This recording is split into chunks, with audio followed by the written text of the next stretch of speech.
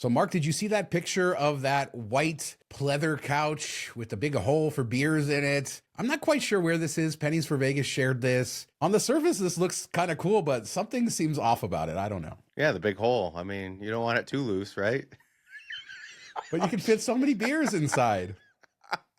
It's a good idea. It just looks kind of crappy. And then, like, what is that couch built for? People that are 2 feet tall. Like, the back is 6 inches. It's uncomfortable. You can't even reach the beer. I don't know. Just really, really poorly done. But yeah, good idea. Yeah, sometimes you just got to have your beer right there. You're right. It is the worst design couch ever.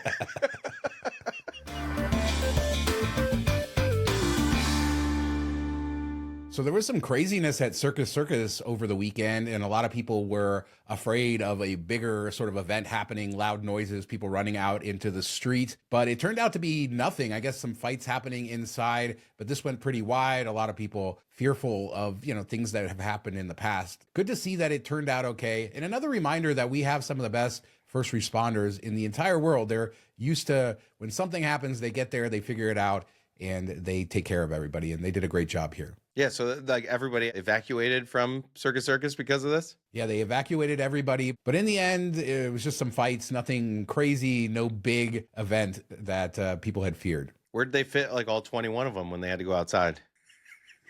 All of them went into Slots of Fun and enjoyed that beautiful carpet. Yeah, do not disrespect Slots of Fun with fights, please. Hope none of them did it in there. That's a sacred place. Treat it with respect. So a couple weeks ago, we talked about Harry Styles at the Sphere, and I think it was Billboard that originally broke that. But then we talked about how Johnny Katz did a secondary confirmation with his sources. Well, everybody was wrong. Everybody was wrong, including Johnny Katz and all the mainstream media. Well, what would be funny, though, is maybe in a couple months, they're going to actually announce this, because there's been a lot of rumors about a lot of acts at the Sphere, and the Sphere has never come out and said there's no plans for this. This is the first time, but a spokesperson said there have never been plans for Harry Styles at the Sphere. So you really wonder how this story got out there. And then people like Johnny Katz, a lot of connections, and he got told it was the case. So maybe this is a misdirection, but yeah, there you go. Yeah, it's weird. Like, why would you say never had discussions, and how do you have dates and everything? It just doesn't seem to line up. It would be one thing if they were like, oh yeah, we have nothing to confirm there, that no truth to that at this time, or something where they're like, hey, we haven't finalized anything, idiots, stop. But the fact that they had all this stuff and now they're like, oh, we never even talked to him, what are you talking about? That's bizarre. Yeah, I wonder if it fell through or something and they're just trying to save face. I don't know, but I wouldn't be surprised again a month from now if they just announce it. I mean, this is the way all of this stuff goes. So it's denied until it's not denied anymore. Yeah, it could be. I mean, it makes a lot of sense. It's a big name. It's more contemporary. It's younger, which we've been looking forward to or looking for them trying. And then it was a lot of dates. It was like the perfect thing. It got us like, okay, maybe Sphere's finally on the right track. And now when you say you haven't even had discussions with them, it's like, oh crap, maybe they're not doing so hot still. And not doing so hot. UNLV, last year they had this crazy year, lost their quarterback early in the year because they couldn't pay him under the new system, and then obviously lost their coach at the end of the year because he went for bigger and better things, a bigger conference, more pay. Well, Purdue's not better, but... Well, better conference, right? And they can pay more money. Yeah. I got ripped apart for the whole Purdue stuff. I was trashing Purdue when this happened, and everybody hated me for it. So I'm not going to say anything. Send all your email to Mark. But so this story came out this week that they could only pay for the first 2 years of their new coach's contract. But then they disputed that, saying that they have commitments and they are able to fund all of their contracts. But basically the national story was UNLV is broke. They hired a coach they can't afford and they can't pay him. And then the school is saying, no, that's not true. Basically, I think they're trying to find donors to pay for this, and they'll get it done, right? Yeah. People went after the guy on Twitter that wrote the story, and then he tweeted out their statement saying it's not the full truth and stuff. But he's going off of the info of the guy said this in a meeting. Like, as long as he said it and you're not saying, that was fictitious and made up, I don't think you can go after the guy for writing that story, because it was said and it was true. Probably. Yes, the UNLV athletics, I think, is over $20 million in debt right now. So the AD coming out and saying we don't have the money to pay the coach past these 2 years is probably not a lie. It's the same thing Colorado said when they hired Deion Sanders. They said, hey, we don't have money to pay for this contract, but we'll find it. And that's all the board, I think, said was like, oh, we have donors, we have this, we have that. We'll sell tickets. Our season ticket sales are up, stuff like that. Yeah, but that doesn't mean you have the money now. Like, you don't have the money now. So what? It's not a good look, and it probably hurts recruiting and everything like that. But you didn't have the money to pay your quarterback, and now you say you don't have the money to pay the coach. It doesn't look great. Hopefully they figure it out. Charge some more $300 pizzas, Shawn. Sell all those Pizza Rock pizzas. You can pay them real quick. It's always good to UNLV football in the news. When was that ever a thing? Come on. Never. Did they even have football like 20 years, 30 years ago? It was always basketball, Yes, right? they did. So let's move on to complaining. Vegas Insider did this compilation where they looked through all of these reviews of Las Vegas, and they compiled the names, like who's more likely to be a complainer, who's more likely to praise Las Vegas. And the number one name, Mark, of people to complain that don't like Las Vegas, Diana. Number 2, Tiffany. Number 3, Joshua. Number 4, Julie. Number 5, Brandon. I was sure Mark was going to be on that list. I'm on the positive side. Did you see that? I know. I didn't and see there's any no Shawn anywhere. Not even A-U-N, like not even the other Shawn. So yeah, interesting, among the top names of like positivity is Jorge. Jorge is the number one name. Then Michelle, There we go. Maria, Melissa, Jose. Mark is way down there towards the bottom of the top, but yeah, it's in the top 20. All we I don't know wanna what know any is- of this means. It's funny, Vegas Yeah, it Insider. doesn't I mean- like it though. Doesn't mean anything. I just want to know where Karen fell on the list. Yeah, that's what we were all looking for, right? And I don't think Karen's anywhere on this list, good No. or bad. So Karen is not doing her job. Yeah, sad. As a reminder, we have our Patreon. $5 a month gets you access to our weekly after show, plus all of our backlog of after shows. Patreon.com/MTM Vegas for all the information. And thanks to everybody who supports us over there, all of our Patreon members. We really appreciate it. Not just spanking the monkey talk last week. So what pisses you off about Las Vegas? I think a lot of you out there in the audience have a lot to say about this, but Jacob did a little poll: casino smoke, resort fees, kids, or influencers. And I think over 6,000 people voted in this poll. I would have gotten influencers, but resort fees, there you go.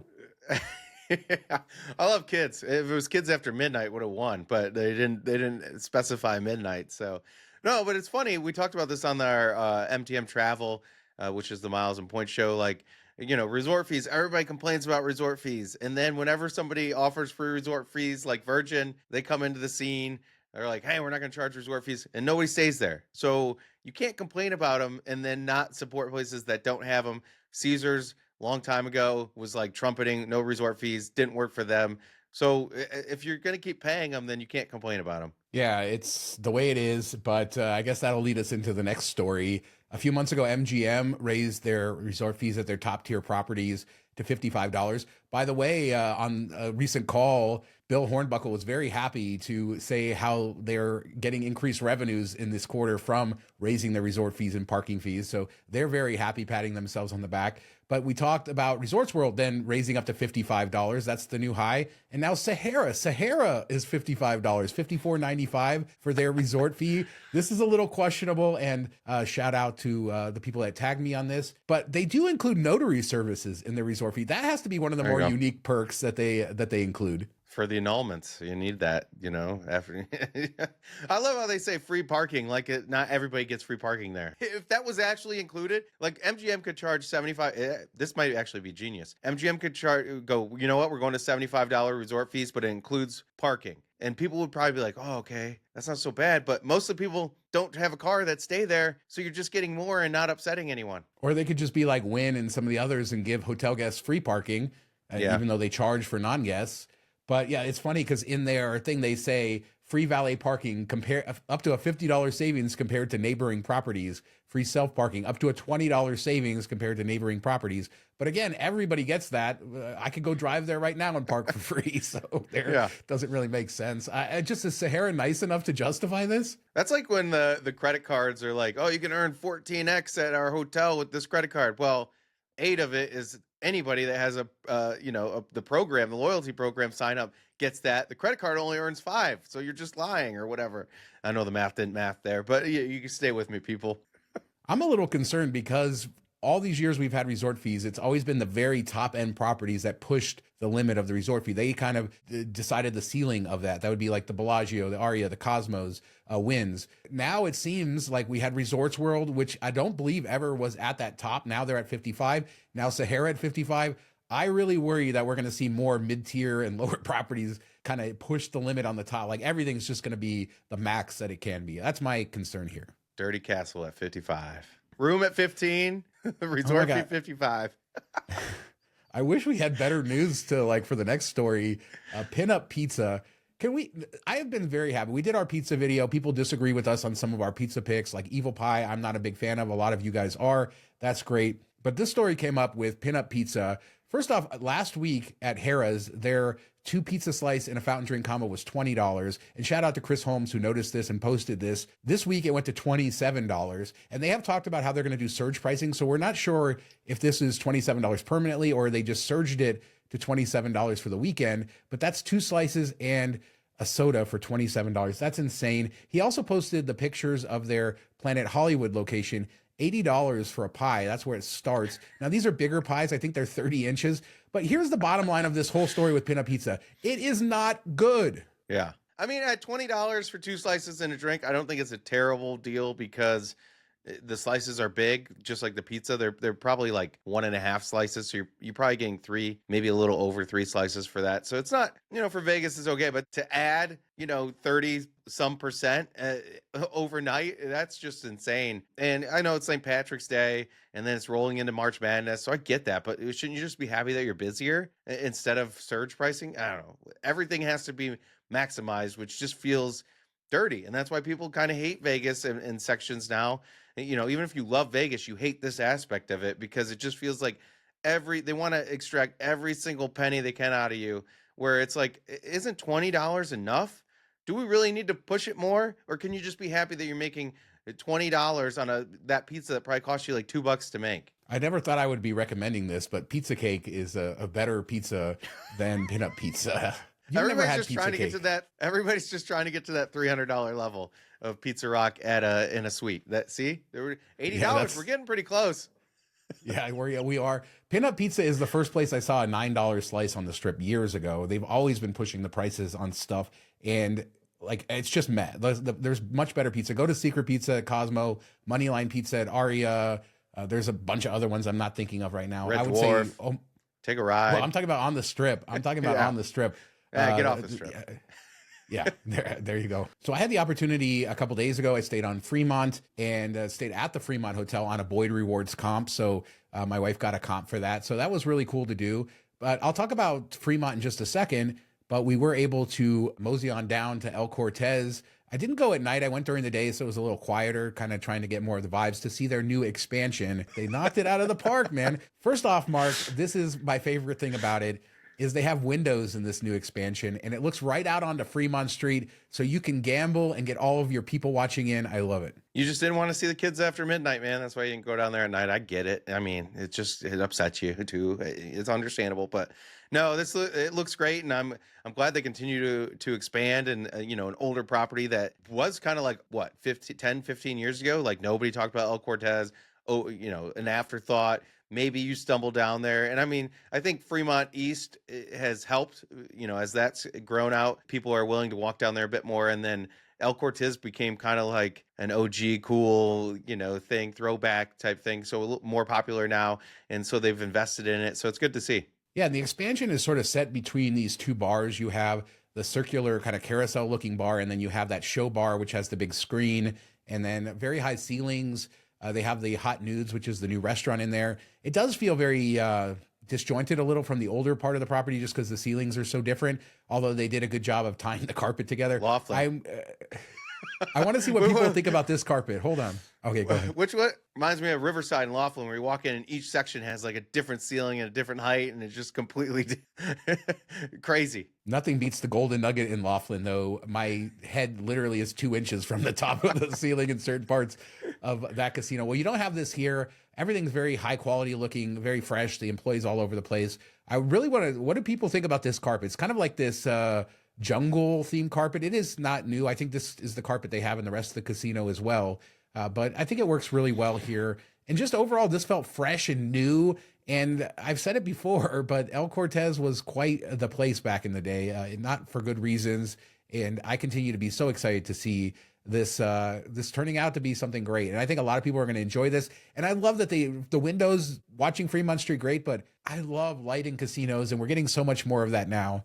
And yeah, continue with it. That's great. Yeah, I think Durango did it best, but it's been cool to see, and it goes against what everybody always thought back in the day. Keep it as dark as possible, make sure people don't know what's going on outside, and what now we're seeing the opposite, and it feels more spacious. You don't feel cramped, you don't feel uncomfortable, you just feel more at ease. I feel like if light's coming in, you can see, and it's not going to stop you from doing what you wanted to do anyway. And so the room at Fremont, a couple years ago, Boyd renovated Fremont and the rooms there. This is one of the older towers in all of Fremont Street. So rooms are small. Let's just put it out there.